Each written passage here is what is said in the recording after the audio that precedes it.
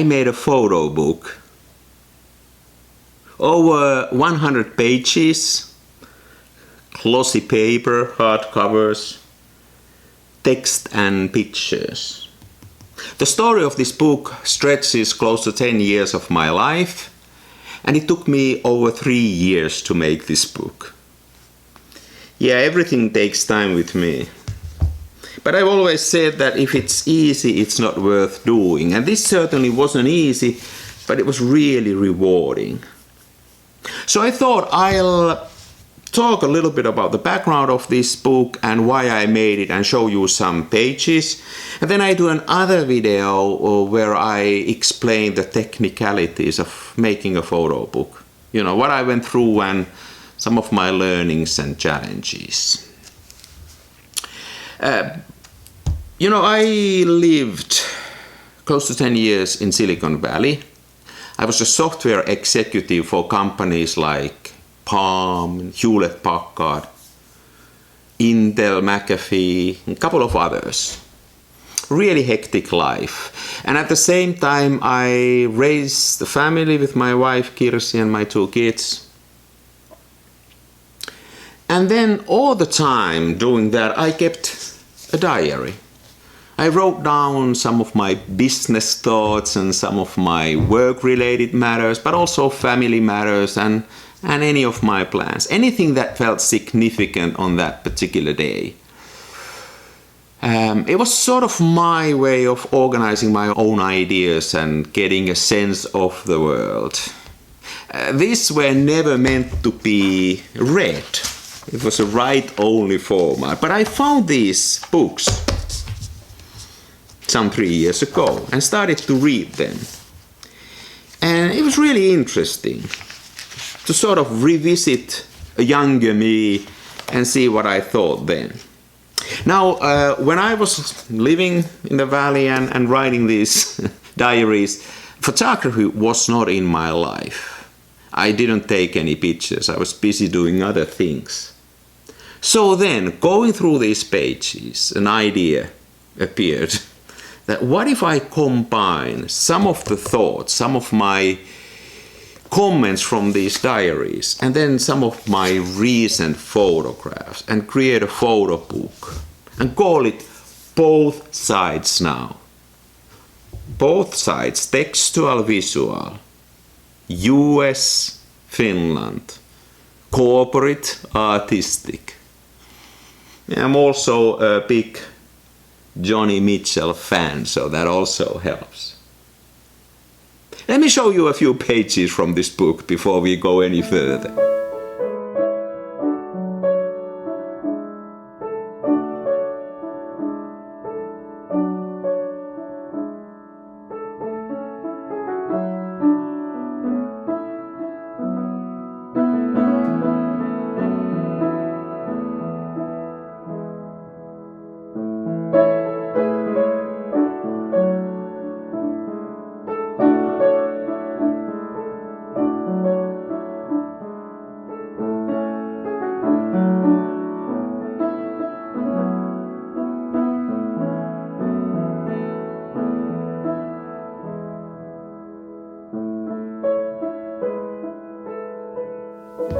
Now, so this is a very personal book.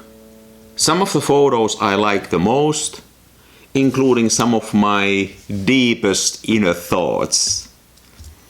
Maybe even too revealing, but even though it's a personal book, I couldn't do it just by myself. So first, when I got this idea, I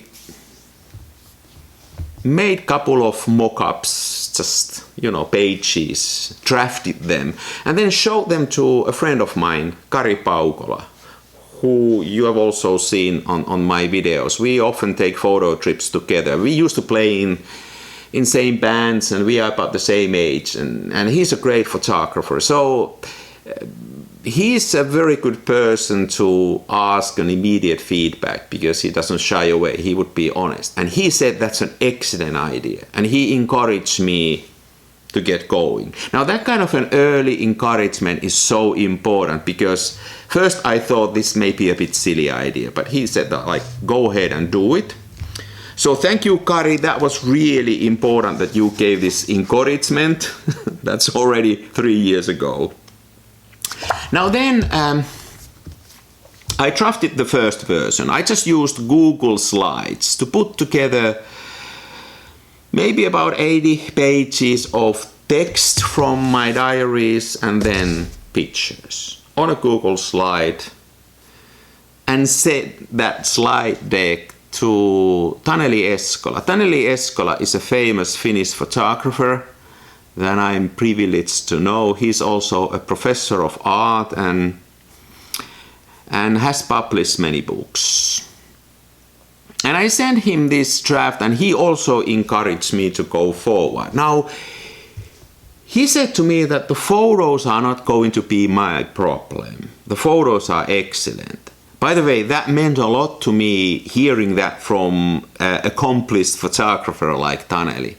So he said, photos will not be a problem, but you need to pay attention to the layout, what the final book will look like, because it is an artifact. The book is a snapshot of your work. It's an artifact. It's not only what pictures you will select, but how you present them.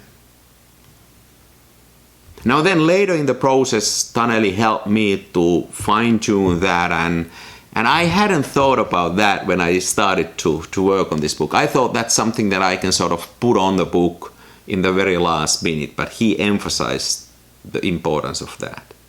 So then I thought, let's make this a family project. So I contacted my firstborn, Anna-Mari. She's a graphic designer. Now she mostly works with software and user interfaces, user experience, but of course from the college she has a background of all kind of graphical and artistic design. So she promised to help me to make the layout for my book. I've already thought about the size of it. It's actually 10 times 8 inches, about 25 centimeters, about 20 this way. And Anna-Mari made the first version of the layout.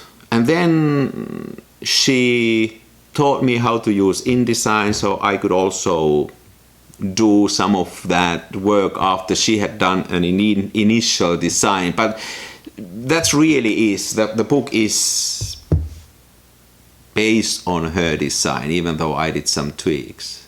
Even to the extent that the directory where all the files are called draft 1_ version 2. So that's how Anna-Mari names her directories. So now already 3 people included into the process. So at this point, the layout, the story, including the pictures and the text, started to emerge. Now then, as an analog photographer, taking pictures on film, photo papers and other analog media, it takes a lot of effort and time to create one image. It's not a snapshot, but first you measure the light, you think about what kind of material you have, film, photo paper, whatnot, what developer you will use, then you develop your picture, get a negative, then you print it. All that effort means that each and every photograph is a unique experience. And I even remember the smells and the weather and the people in each and every picture. So in addition to creating photographs, I also create very strong memories when I take pictures.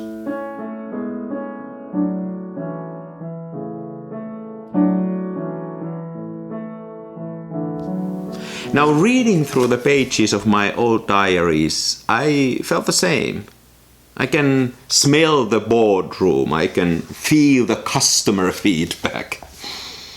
So very similar to my photos, these lines of text bring back the memories. So now then, these 2 powerful memories combined together, it was first of all extremely rewarding. But then there was a lot of things that only I can remember. Things that only make sense in my own mind, because I was both in that boardroom, but I was also in that location taking the picture. But it wasn't necessarily immediately visible to a reader of my book. That why do I have this text together with this image?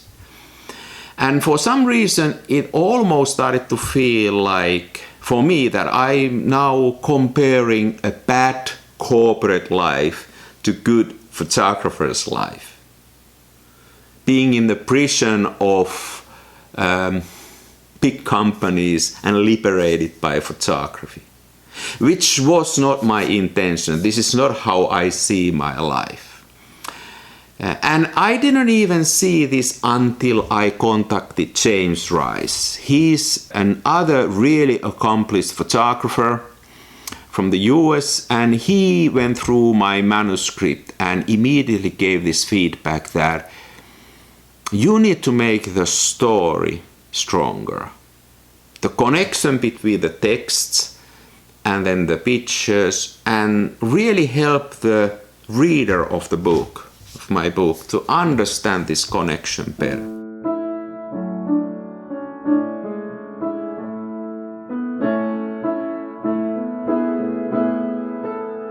He even went to the extent saying that I need to make the connection between the text and pictures painfully obvious to myself, so that it's possible for somebody else to understand it.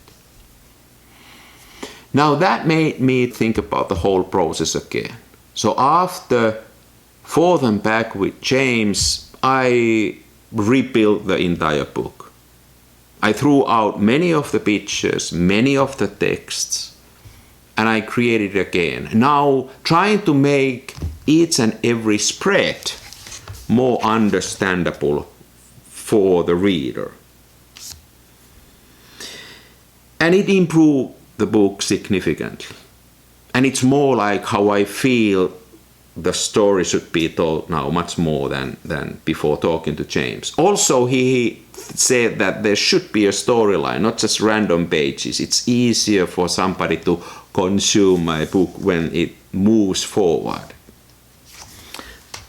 So a lot of work after James's valuable comment, and that significantly improved it. And then last but not least, I briefly contacted Itai Wonjak. Itai is a friend of mine. He worked for me at Hewlett-Packard running my design team. He's an extremely visual person, and he's also a photographer. He then ended up running design for Google and doing some other great things. So I sent him a manuscript of this book, and now he said to me that some of the connections between the text and the pictures are a little bit too obvious, almost trivial. So maybe I had gone a little bit too far following James's guidance, and now I took that a couple of notches back after Itai's comment and obfuscated, scrambled some of the immediate connections. And then I thought, hey, I gotta be done now. I need to get this book out. I like the storyline, I like the pictures, I like how it sort of moves forward. And then the last thing I wanted to do is to send this to somebody I truly respect. Jon Rubinstein, a true Silicon Valley icon, the father of iPod, former CEO of Bridgewater, currently serves, among other things, as a board member for Amazon. And he's my former boss. And he said that it's a pretty good book, and he promised to write a foreword for my book, which I'm really grateful. So thanks, Jon, for that. So now the book is ready. And after all these trials and tribulations, I'm pretty happy with it. Now, it is a snapshot of a certain period of my life, certain pictures, but also as an artifact, as a book. It's a snapshot. I just needed to call it a day and get it printed. So there are a couple of mistakes and errors, nothing major, but something that a bit irritates me. But I started to like that too, because life is like that. It's never perfect. There are always these little things, and it kind of makes it interesting. Now, the purpose of this channel is not to sell anything to you. You know, I'm here to share my passion and interest in photography and show you things that I do and get input from you to my own work and have these dialogues. That's why I do this all. But this time it includes a photo book, so I make this available for purchase through my own web store. The jury is still out if I can get it into a couple of bookstores, but let's see. Art is hard to sell.